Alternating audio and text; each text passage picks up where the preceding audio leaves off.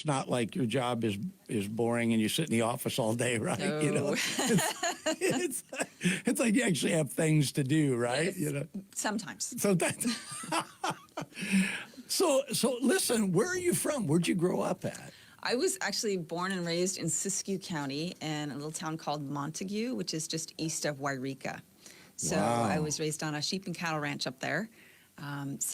You country girl. Yes, I am a country girl. Yes, so graduated Wairika High School, go Miners, but and then headed straight to college to Sacramento State.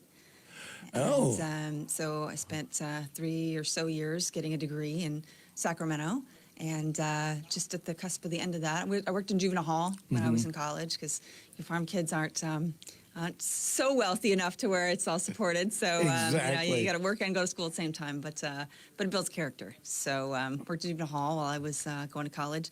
Got married just before I graduated. We went to L.A. We were married 6 days, kind of backing up before he went into the CHP Academy. And so I finished my degree, he finished the academy, and we went to Los Angeles. Wow. And, yeah, that's usually one of the first assignments for a lot of CHP officers. It is. And unfortunately, sometimes that is a deterrent to people, applying for the department. But I have to tell you, it was one of the most phenomenal experiences, and it's where we get our best training. Well, that's what I've heard. I've had a friend that went to CHP, and that's what he said. He said that the L.A., you're writing more report, you're doing so much more that when you leave there and go somewhere else, you're almost like bored. Not quite, but I mean, it's like in comparison. It's just different. The state is really big. Yeah. You can work anywhere in the state. It's definitely a positive, but you can work anywhere in the state. So it was fortunate that I got that assignment right out of the academy. And so when he went, I started law school. When I moved down to Los Angeles, I was a probation officer while I went to law school. When I finished classes, I went to the CHP Academy in January of 1999. So went through that whole thing, and graduated. Went to West Valley, which is in Los Angeles, and then from there, this is actually my 14th transfer assignment in the department, and I just passed 20 years. So. We're transient by nature, but it's also a benefit to be able to work in a lot of areas and experience a lot of things with this department. Yeah, the CHP gives you an opportunity. I don't know how much choice you get. I'm assuming the longer you've been in, the level of choice probably becomes better. But it's entire state of California. I mean, it's like, you don't think about that with PD or even Sheriff's Department, right? Generally they're geographically, but you guys could be in, I can't believe you've been in 14 different places. 14 different places. So so my first assignment was West Valley, which is just on the northern tip of Los Angeles. And then from there, I spent my first year there, and I transferred to Hayward and worked there for a little bit, became a field training officer and trained some folks. And then I transferred to the Contra Costa area, which is in Martinez. Oh, okay, and I worked there for a little bit, and I was called by a prior sergeant that I'd worked for in Hayward, and was asked to come work at headquarters and be a legislative analyst for our department in the Office of Special Representative, which was headquarters is Sacramento, right? Okay. Yep. So I did that for a couple years, which was incredible, working with all the public safety and transportation bills that go through the legislature, and really making sure that our laws are solid, and explaining what they will actually do in a practical application sense with law enforcement. And that was incredible. I went back to Contra Costa for a little bit, acting sergeant. I promoted to sergeant position in the Nimitz inspection facility down in Fremont, and crawled under trucks and inspected trucks for a couple years. That was interesting. Learned a lot of mechanical skills there. Not that I didn't on the farm working tractors, but baling wire and tomato cans. You fix anything. When the circus came through, literally, it was interesting. So I was a sergeant there for a couple of years. Went back to Contra Costa and was a field sergeant in the Martinez area for a couple more years. Went to Mount Shasta, and I was a field sergeant up there, which was awesome. Got a little bit back to home, and then promoted to lieutenant, and went back down to the Bay Area to Golden Gate Division and worked out of the Oakland Transportation Management Center. Well, you've had some really good assignments. Yes, yes. And then I was fortunate enough to get back to Northern because I was actually commuting at that time from Mount Shasta back Oh, and wow. forth. Yeah, it was a challenge.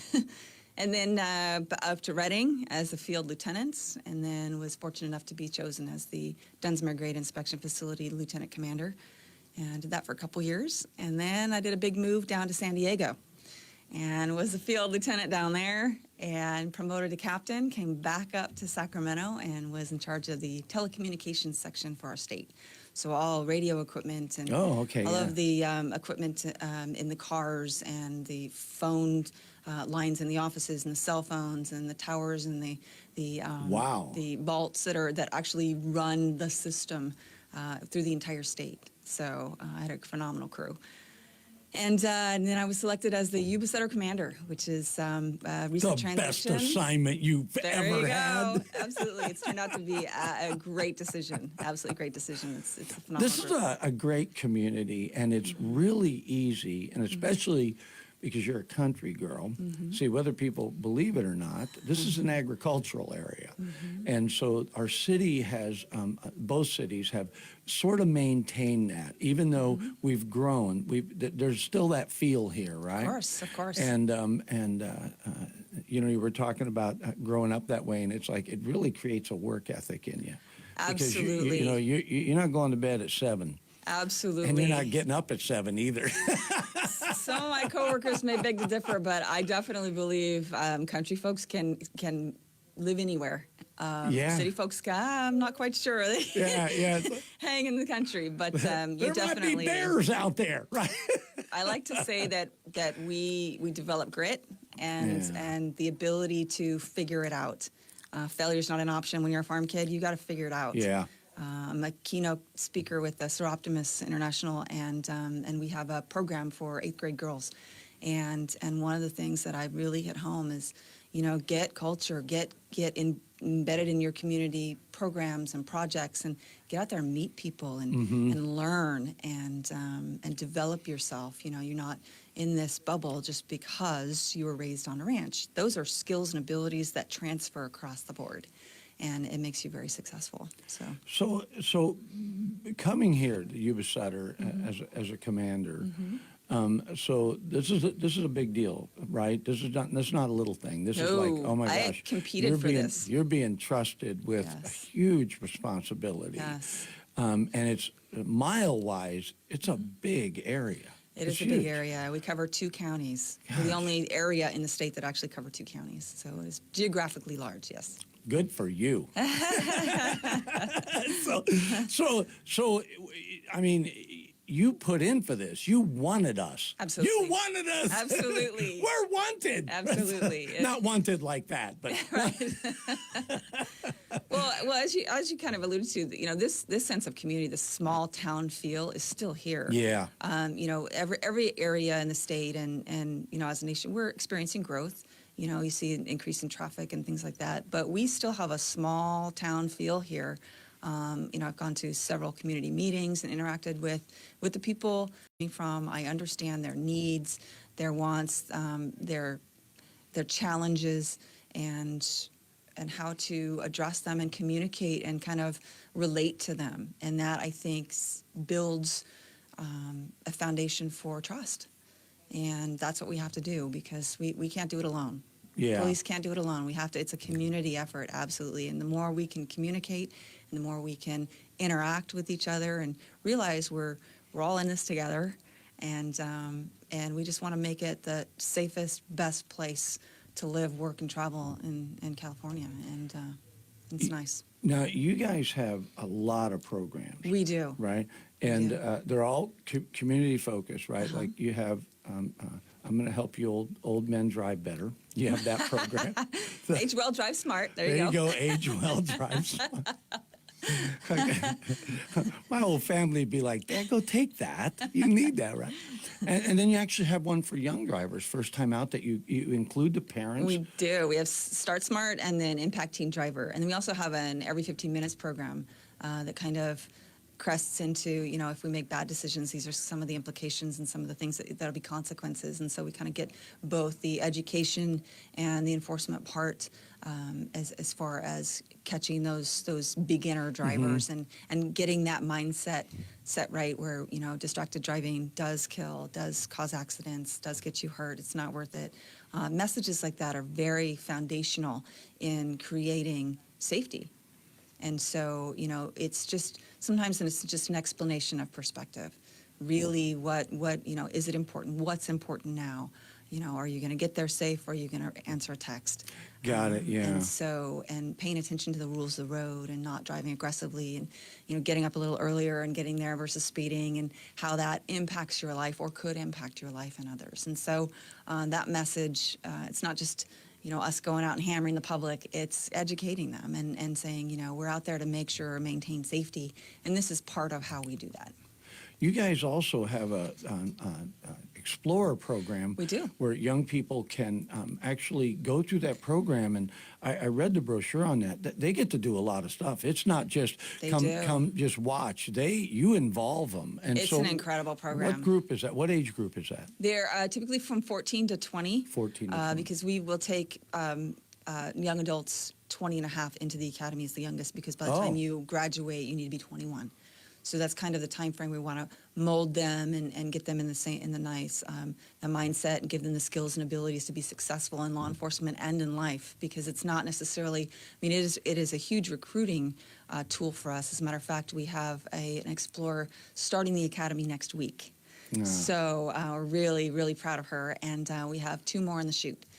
In the final stages of background to go in. So that's a country girl thing, folks. 2 more in the chute. It's called a loading chute. Do I need to explain this?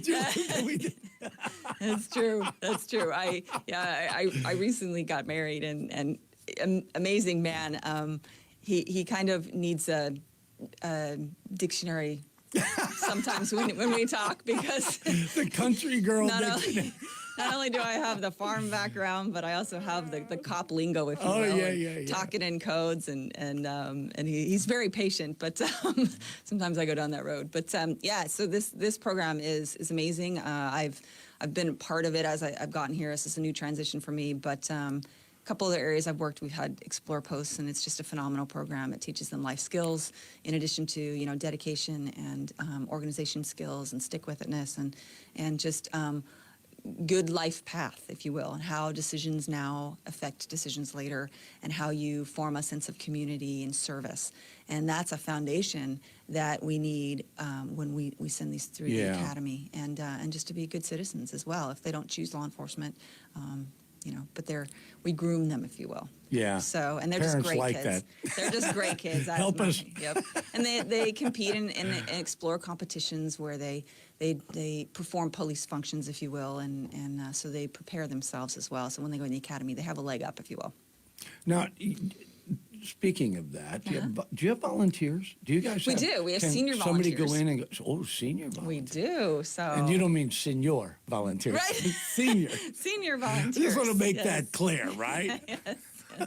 There's still hope for me. Experienced community members. Oh, so I love that. You're absolutely welcome. I'm an ECM. There you go. An experienced community member. There you go. See? Yes, and they're invaluable to us. They help us in school zones and addressing, traffic complaints, not necessarily on enforcement side, but on the community, fly the colors, if you will, get out there and in view patrol, and they help us out that way. It's also in the administration part of our department. They come in and they help us with specific programs like, the Cheaters program, as far as tracking down those that aren't paying their registration in California, and managing that, and a lot of the. I'll get mine in. Yes.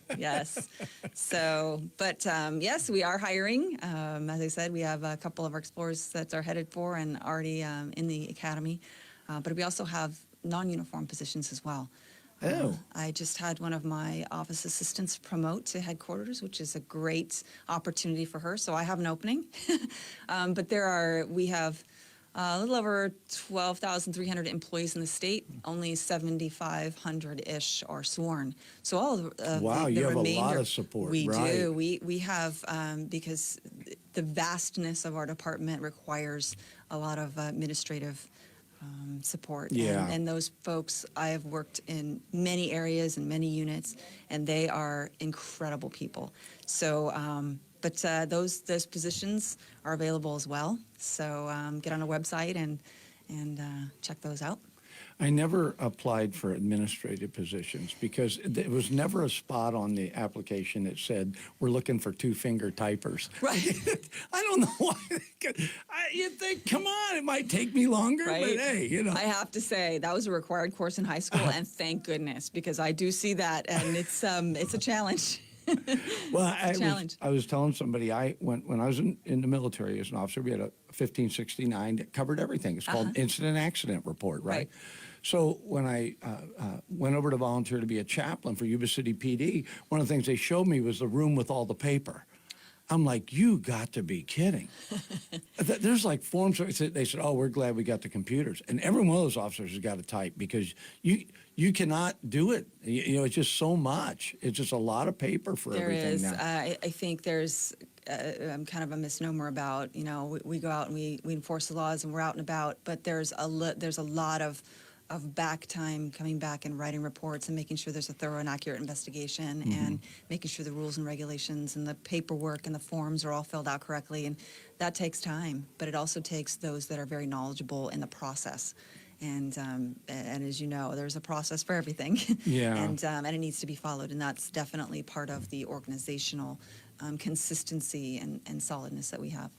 I want to cover an area. We still got a few minutes. I want to cover this because I think it's significant, and you guys are on it a lot, and that's drunk driving. Yes. And that you guys will always have different times. I mean, you give classes. You just do a ton of stuff to get that off the road. Yes. Right. And so is that? I guess what I'm trying to ask is that increasing, Julie, or is it decreasing? There's so much effort put into that. I mean, do we need to put more effort in? What are we seeing? And especially in our area. Right. Well, drunk driving somewhat has the stigma if that's just alcohol. We're seeing a lot of combinations, is what we call it, and typically it's marijuana and alcohol. We lost an officer on Christmas Eve last year due to a combination under the influence driver. And that's the very scary part about catching someone before they actually kill someone. Yeah. And so it kind of ebb and flows, if you will, and we have targeted enforcement, and we have maximum enforcement periods, and we have staffing. That's part of my job, is to look at where our accidents are happening, where our arrests are happening, and kind of focus and allocate my assets, and those are my people, into those areas that are problems. And so we try to I want to say infiltrate, but kind of target those areas. And then also staffing. Do I have, you know, the people working at the times that these things are occurring? Right. And where they're working. And so my challenge is to allocate my resources, you know, whether it's equipment or people or speed trailers or DUI checkpoints, focused enforcement, zero tolerance zones, safety corridors, all those things that I can manage, and that, you know, it's a deployment issue. Adding additional units, changing staffing from one shift to the next to focus on an area or a time of day, commute time, or 2 to 4 in the morning, where, you know, they leave the bars and then they're trying to travel home, special events, things like that. And so collectively, you know, that's how we manage that. But it's definitely it's a continued problem, and it's with Uber and Lyft. We've definitely seen in some areas that are a significant reduction, which is a great choice. Great. And so, but it's definitely part of education as well. I mentioned every 15 minutes we have a production next week at Yuba Sutter High School, or Yuba High School, and another one coming up in another month or so. And that basically goes into the high school and sets up an entire DUI crash scene. and goes through the whole process of Wow. what that person's going to Wow. experience. So the parents, the kids that are involved in the specific action, and the entire school sees really kind of what happens. One decision, one bad decision, can really send you down a bad road for a very, very long time. Yeah, because they're only hearing the one side. Hey, let's party. You know, they're Right. not.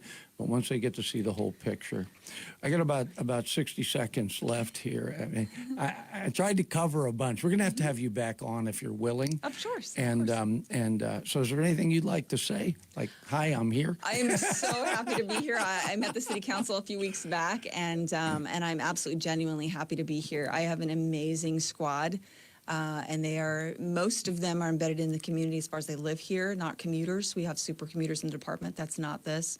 They have a absolute understanding, firm, vested interest in serving the community, and I'm just elated to be part of that squad, and as their come leader, and really excited for things to come.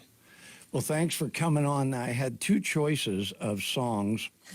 I had a choice between "Born to Be Wild," which I just